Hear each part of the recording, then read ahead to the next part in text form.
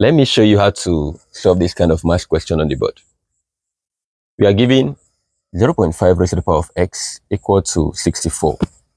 And we are expected to find the value of this x. If you want to solve this question, the first thing you need to do is to convert this decimal number here to a fraction. Now the question is, how do you now convert this to a fraction? It's very simple. Let me show you. What you have to do is, first thing to do is to remove this decimal point. If you remove this decimal point and combine the numbers, you have 0.5, right? And 0.5 is the same thing as 5. So we are going to have 5 here. We're going to have 5. Then after you have 5, you put all over. Because you want to convert it to a fraction, put all over 1. This 1 is constant. Now, because if you look at this number, because we have only one digit, only one number after the decimal point, you are going to put 10 here. And it becomes 5 over 10. 5 over 10, we can reduce this fraction to the lowest term because 5 is a common factor here. 5 can divide this 5, and 5 can also divide this 10. So if 5 divides 5, we are going to get 1.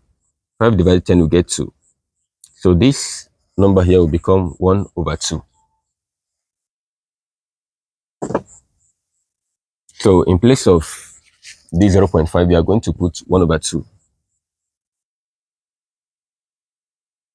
Then raised to the power of this x equal to 64. Next thing to do is to write this fraction as exponent. We are going to write it in exponential form. How do we write this in exponential form? Anytime you have a number that is in this form, 1 over any number, it is the same thing as you writing that denominator, which is 2 in this case. Then you raise it to the power of -1.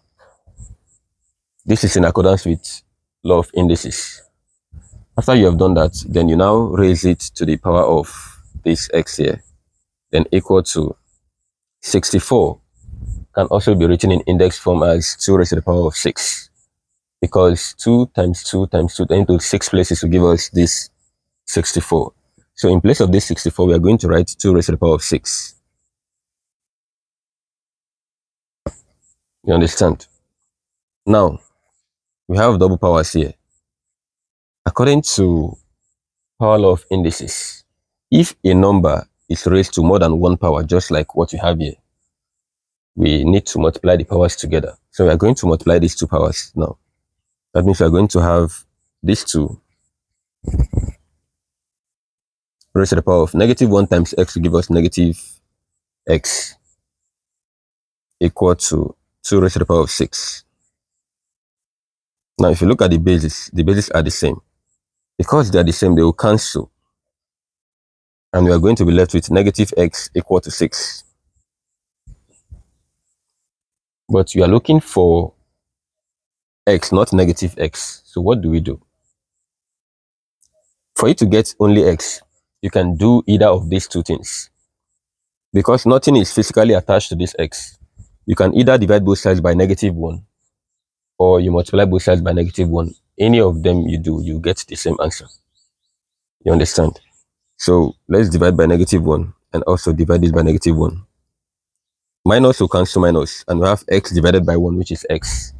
We have x equal to, this 6 here is having a positive sign. So that positive, that plus now divided by minus will give us minus. And then 6 divided by 1 will give us 6. So x is equal to -6, and this is the answer to this question.